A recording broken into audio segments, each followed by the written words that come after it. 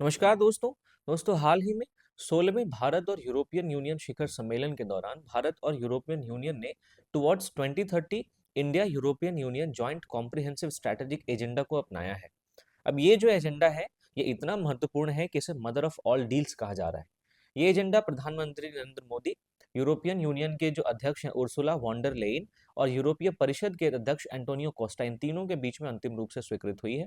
अब इसके अलावा ये जो डील है, ये जो एजेंडा है, ये अगले 5 वर्षों के लिए भारत और यूरोपियन यूनियन की साझेदारी का सबसे व्यापक और सबसे महत्वाकांक्षी रोड मैप माना जा रहा है। इसलिए हम इसे मदर ऑफ ऑल डील्स के नाम से भी जानते हैं। तो दोस्तों, आज के सेशन में इस पूरे एजेंडे में कौन-कौन सी मुख्य बातों पे सहयोग की बात की गई है, इस एजेंडे में किस तरीके से भारत और यूरोपियन यूनियन के बीच में जो सहयोग है वो एक नई ऊंचाई पे पहुंचेगा, हम आज समझने वाले हैं। तो आई एम योर दोस्त Rahul Sharma and I welcome you all to Rahul Sharma education. सबसे पहले दोस्तों हम समझते हैं कि भारत और यूरोपियन यूनियन के बीच में ये जो स्ट्रैटेजिक एजेंडा लाया गया है, इसका उद्देश्य क्या है। लेकिन उससे पहले अगर आपने वीडियो को लाइक नहीं किया है तो लाइक कर दीजिए, चैनल को सब्सक्राइब नहीं किया है तो सब्सक्राइब कर लीजिए।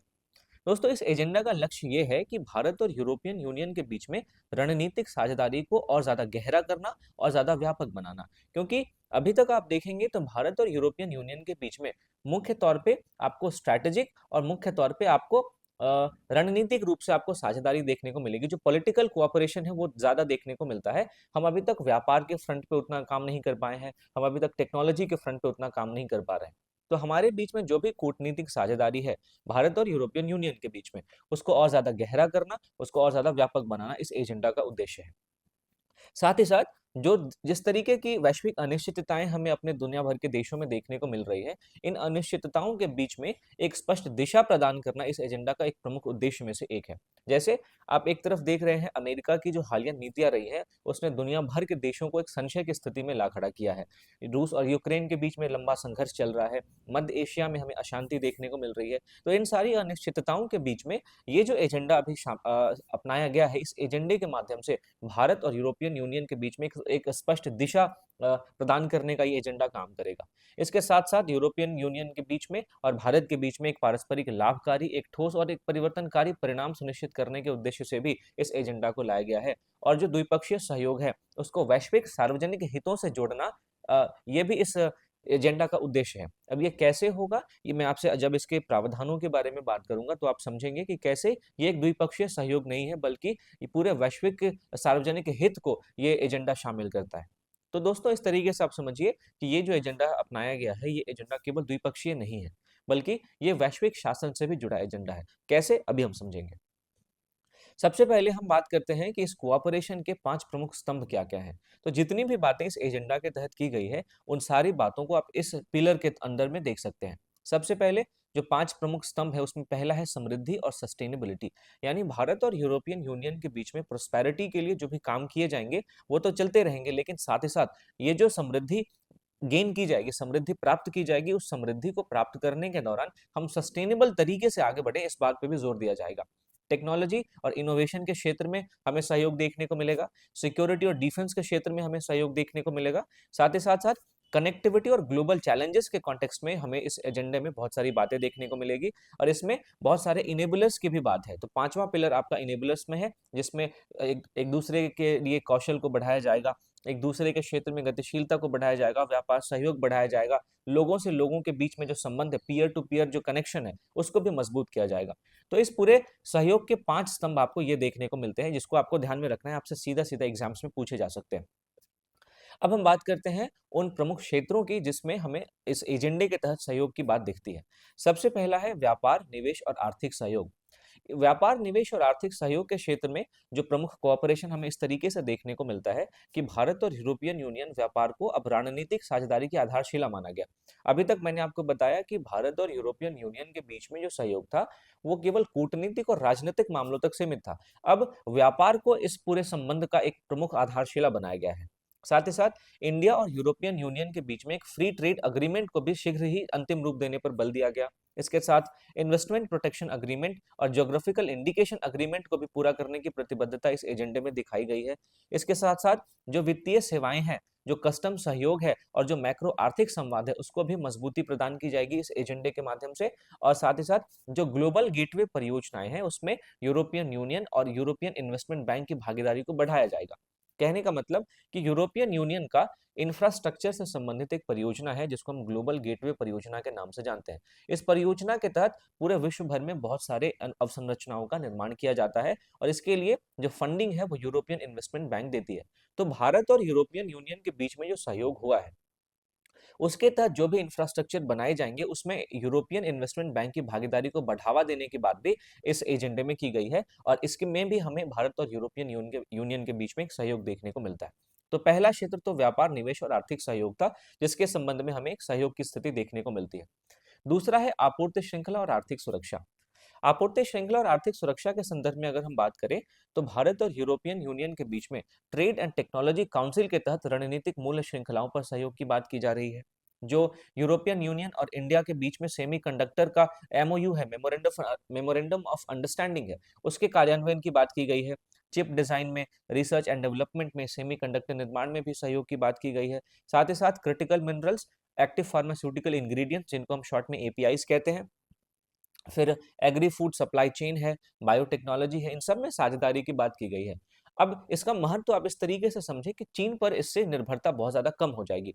दरअसल क्रिटिकल मिनरल्स हो, एक्टिव फार्मास्यूटिकल इंग्रेडिएंट्स हो, बायोटेक्नोलॉजी हो या इलेक्ट्रॉनिक्स के कंपोनेंट्स हो, इन सब में लगभग चीन का आपको एकाधिकार देखने को मिलता है। तो जब भारत और यूरोपियन यूनियन के बीच में इन सारे मामलों में साझेदारी देखने को मिलेगी, क्रिटिकल मिनरल्स में, एक्टिव फार्मास्यूटिकल इंग्रेडिएंट्स में, तो इससे चीन पर निर्भरता कम होगी और सप्लाई चेन ज्यादा रेजिलियंट बनेगा, ज्यादा मजबूत बनेगा।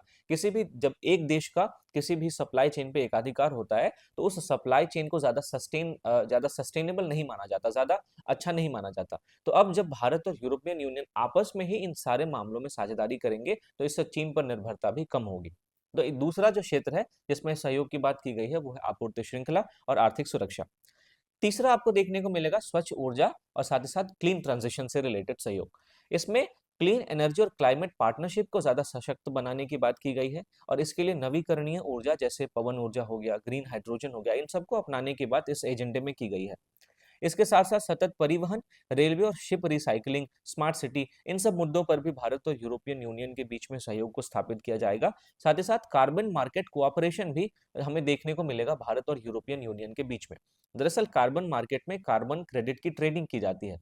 कोई कोई भी देश जिसका मतलब हर एक देश अपना कार्बन उत्सर्जन जो है वो एक सीमा के अंदर करता है, उसकी कुछ देयताएं होती है, उसकी कुछ जिम्मेदारियां होती है। तो अगर कोई देश अपने जिम्मेदारियों से ज्यादा कार्बन उत्सर्जन कर रहा है तो फिर वो कार्बन क्रेडिट करता है। दूसरे देश जो कम उत्सर्जन कर रहे हैं उनसे वो कार्बन क्रेडिट की खरीद करता है। तो कार्बन मार्केट का कोऑपरेशन भी भारत और यूरोपियन यूनियन के बीच में देखने को मिलेगा। अगर भारत में ज्यादा कार्बन का उत्सर्जन होता है तो भारत यूरोपियन यूनियन के किसी देश से जहां पे कम उत्सर्जन हो रहा है वहां से वो कार्बन क्रेडिट की खरीद करके अपनी जिम्मेदारियों को अच्छी तरीके से निभा सकता है and vice versa European union के देश भी ऐसा कर सकते हैं। इसके साथ साथ सर्कुलर इकोनॉमी पे दोस्तों समझौता हुआ है। जल सुरक्षा के को ध्यान में रखते हुए औद्योगिक डिकार्बोनाइजेशन को लेके इन सारे मामलों में हमें एक यहाँ पे समझौता देखने को मिलता है। सर्कुलर इकोनॉमी अपशिष्ट को कम करने की बहुत ही ज्यादा सबसे अच्छी तकनीक है। तो अपशिष्ट को जब हम कम करेंगे तो इससे जलवायु पर जो नकारात्मक प्रभाव पड़ रहे हैं वो नकारात्मक प्रभाव भी कम होंगे। तो एक स्वच्छ ऊर्जा के लिए और एक क्लीन जलवायु क्लाइमेट के लिए जो सर्कुलर इकोनॉमी है वो बहुत इंपॉर्टेंट है। तो इसलिए सर्कुलर इकोनॉमी पे भी हमें एक सहयोग देखने को मिलता है। साथ ही साथ आपदा जोखिम प्रबंधन पे और जलवायु अनुकूलन पे भी हमें एक समझौता इस एजेंडे में देखने को मिलता है, क्योंकि आपदा जोखिम प्रबंधन बहुत जरूरी हो गया है।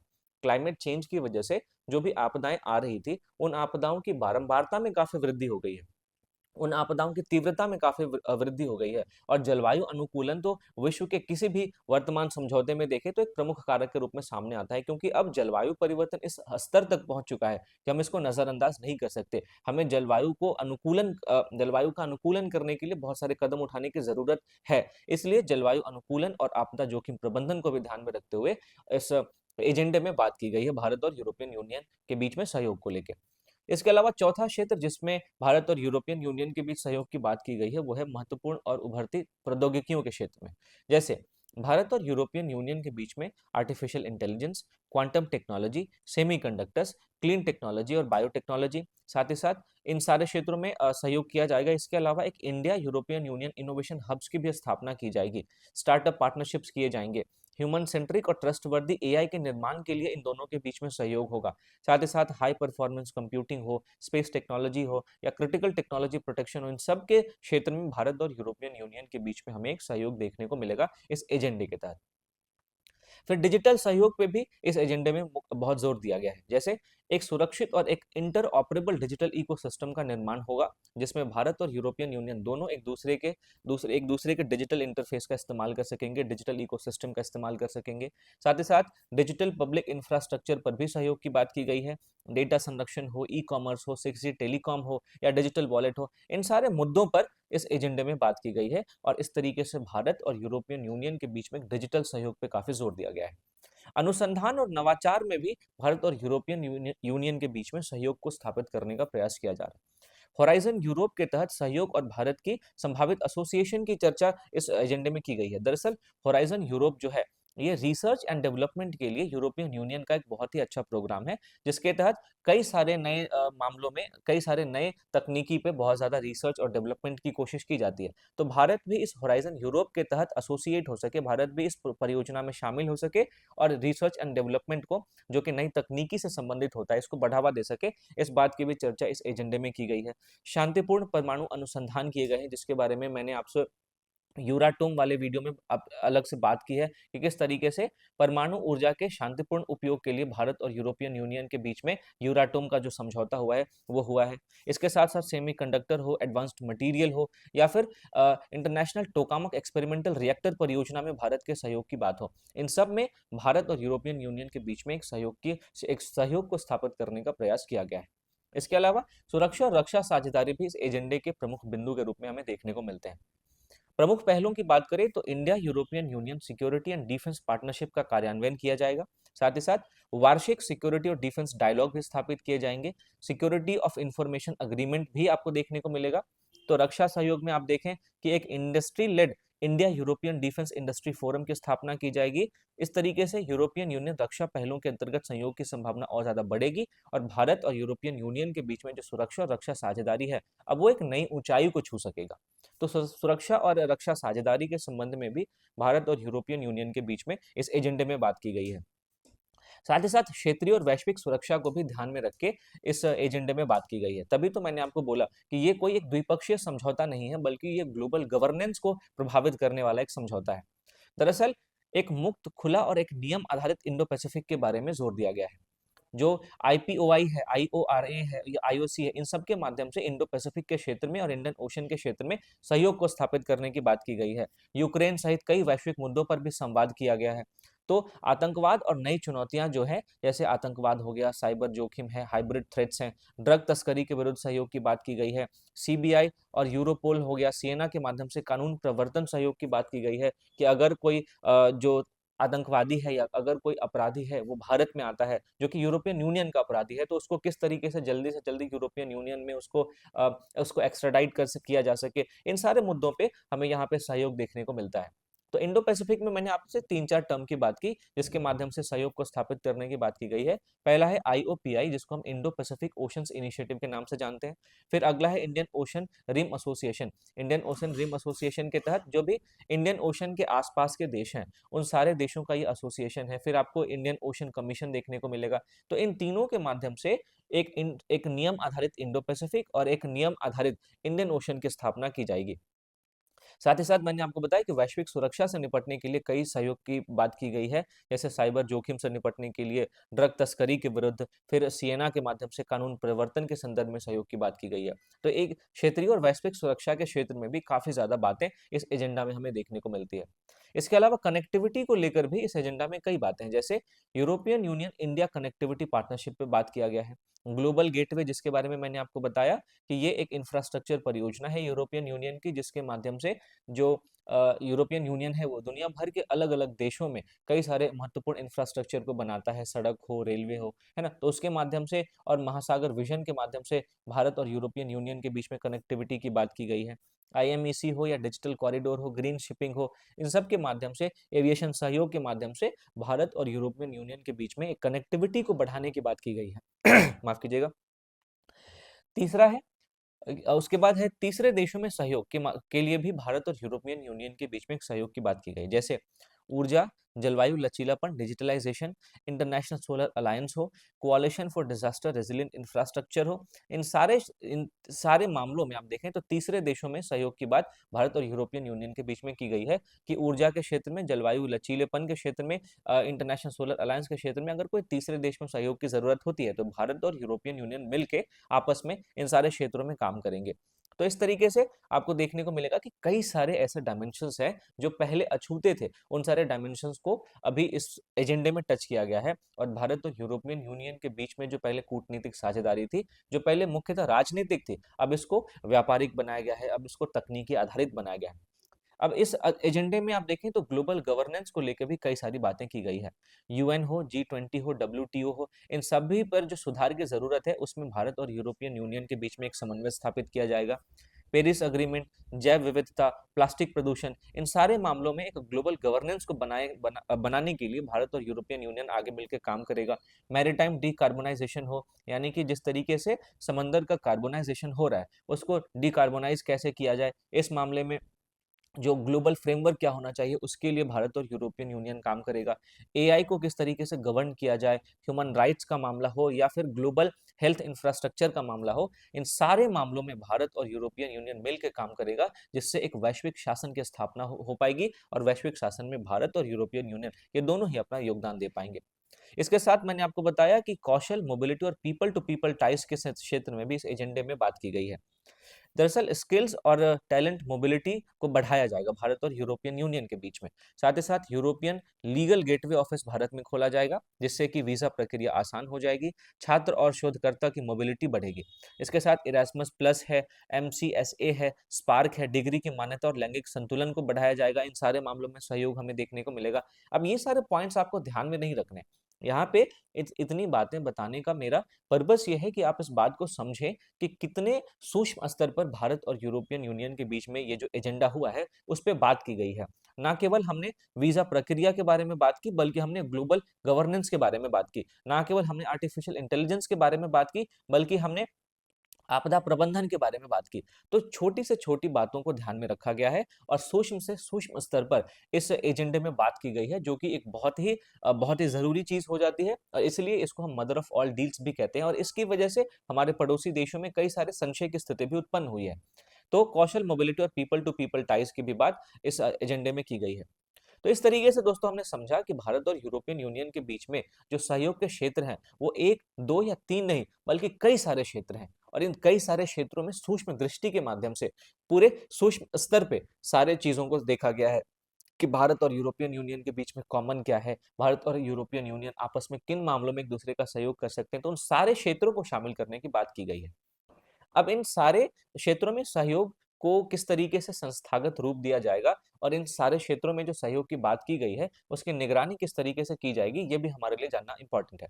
तो इस पूरे एजेंडे का संस्थागत और व्यापारिक तंत्र की हम बात करें तो एक इंडिया और यूरोपियन यूनियन का बिजनेस फोरम होगा, जो इस बात पे गौर करेगा कि भारत और यूरोपियन यूनियन के बीच में जिस व्यापारिक सहयोग की हमने बात की है उस व्यापारिक सहयोग को किस हद तक लेके आगे बढ़ा जा रहा है। साथ ही साथ व्यापार और प्रौद्योगिकी परिषद यानी कि ट्रेड एंड टेक्नोलॉजी काउंसिल में व्यापार की भूमिका को और ज्यादा मजबूत किया जाएगा। दरअसल पहले इसमें राजनीतिक भूमिका ज्यादा महत्वपूर्ण होती थी, ट्रेड एंड टेक्नोलॉजी काउंसिल में अब व्यापार को ज्यादा मजबूत स्थान दिया जाएगा, तो इससे भारत और यूरोपियन यूनियन के बीच में जो व्यापार संबंधी सहयोग है वो और ज्यादा मजबूत होगा।